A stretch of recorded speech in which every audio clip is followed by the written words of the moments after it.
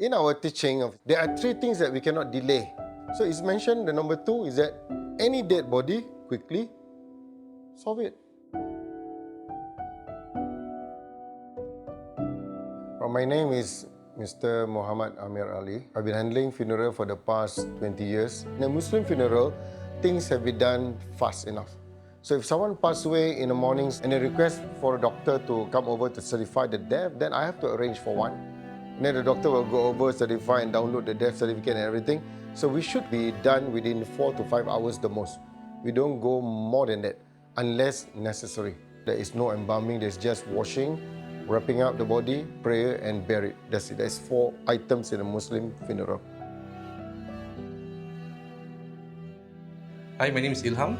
I'm from Masjid Pusara Aman. Masjid Pusara Aman has been providing free services for the community, for the loved ones to shower and get their deceased ready for burial over here at Pusara Aman Cemetery and Pusara Abadi Cemetery over here in Lim Chu Kang. So our mosque has operating hours to receive a body for the preparation for burial. It is not because our religion doesn't allow for us to do it, but it's just because from a mosque perspective, we have to make sure that all the bodies are ready for burial before it's night time. So we set this timing in place just for safety and it's a guideline for the community. The Muslim washing of body involves family members. In the teaching says that the best person to wash a Muslim body will be his own immediate family members. Unless they don't want, then it will be my responsibility fully. Cleanliness is very important. As a Muslim, we have been taught by our Prophet to maintain cleanliness all the time, if possible.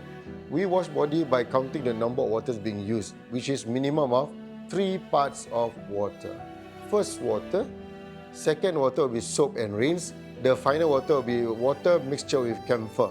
The person who handle the male dead body will be a male person to do it. Female will be a female. A male body should be covered from navel to knee. For a female body, is covered almost fully. As female, we have certain ways of cleansing it.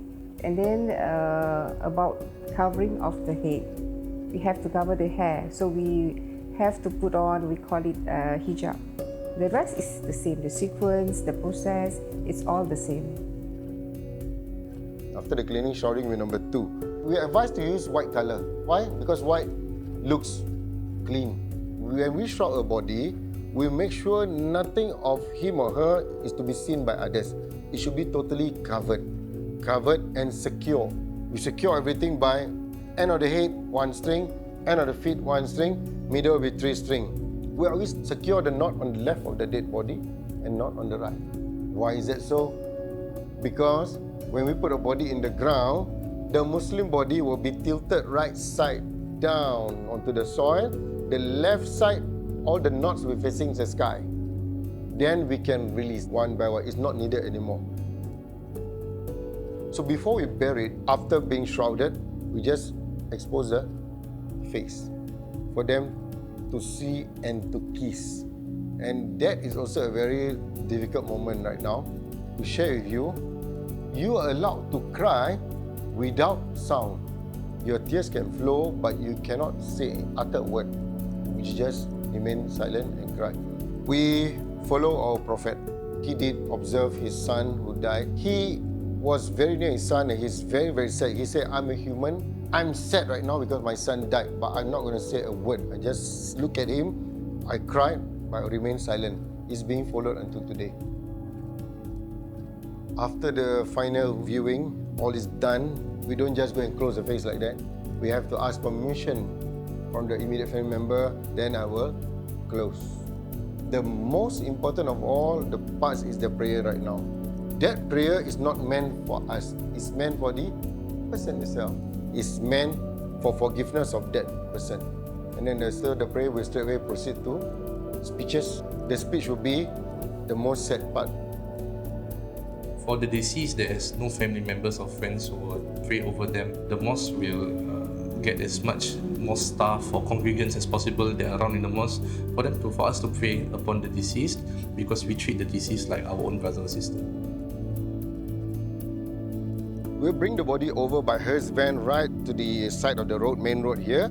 and we will offload the coffin, and then we will actually offload the body into this area for the burial. So we on top, me as a person in charge of the whole funeral process, have to guide them all along how to put the body in, which part of the body should face Mecca. Our teaching says that when you come from soil, you return to soil. Everything for us will go back to soil. That's about it. That's the whole idea.